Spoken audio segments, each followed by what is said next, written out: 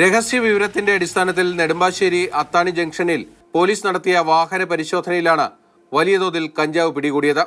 ഓട്ടോറിക്ഷയിലെത്തിയ 4 ബംഗാൾ സ്വദേശികളെ തടഞ്ഞുവെച്ച് പരിശോധിച്ചപ്പോഴാണ് ഞെട്ടിപ്പിക്കുന്ന കഞ്ചാവ് കടത്തിന്റെ പുതിയ രീതി തുറന്നുവന്നത്. ഓട്ടോറിക്ഷയിൽ 200ഓളം സൈക്കിൾ പമ്പുകളായിരുന്നു. പമ്പ് വിൽപ്പനക്കാർ എന്നാണ് ഇതര സംസ്ഥാന തൊഴിലാളികൾ പോലീസിനോട് പറഞ്ഞത്.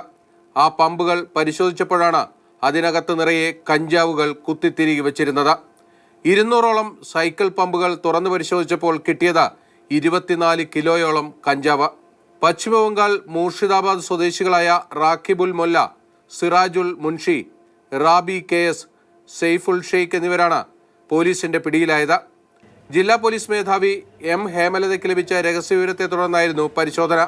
ഒഡീഷയിൽ നിന്ന് കിലോയ്ക്ക് 2000 രൂപ നിരക്കിലാണ് ഇവർ കഞ്ചാവ് വാങ്ങിക്കൊണ്ടുവന്നത്. ആലുവയിലെത്തിച്ച് 10 ഇരട്ടി വിലയ്ക്ക് കച്ചവടം നടത്താനായിരുന്നു പദ്ധതി. കോയമ്പത്തൂരിൽ തീവണ്ടി ഇറങ്ങിയ ശേഷം ഇവർ ബസ്സിൽ അങ്കമാലിയിലെത്തി. തുടർന്ന് ഓട്ടോറിക്ഷയിലാണ് താമസ സ്ഥലത്തേക്ക് വന്നത്. പരിശോധന മറികടക്കാൻ വേണ്ടിയായിരുന്നു സൈക്കിൾ പമ്പുകൾക്കുള്ളിൽ കഞ്ചാവ് നിറച്ചിരുന്നത്. ആദ്യമായാണ് ഇത്തരത്തിലുള്ള മയക്കുമരുന്ന് കടത്ത് പിടികൂടുന്നതെന്ന് റൂറൽ ജില്ലാ പോലീസ് മേധാവി M ഹേമലത വ്യക്തമാക്കി. Narcotic cell DYSP PJ Umesh Kumar, Aluva DYSP TR Rajesh എന്നിവരുടെ നേതൃത്വത്തിലായിരുന്നു പരിശോധന. അറസ്റ്റിലായ 4 ബംഗാൾ സ്വദേശികളെയും കോടതിയിൽ ഹാജരാക്കി റിമാൻഡ് ചെയ്തു. മാതൃഭൂമി ന്യൂസ്, കൊച്ചി.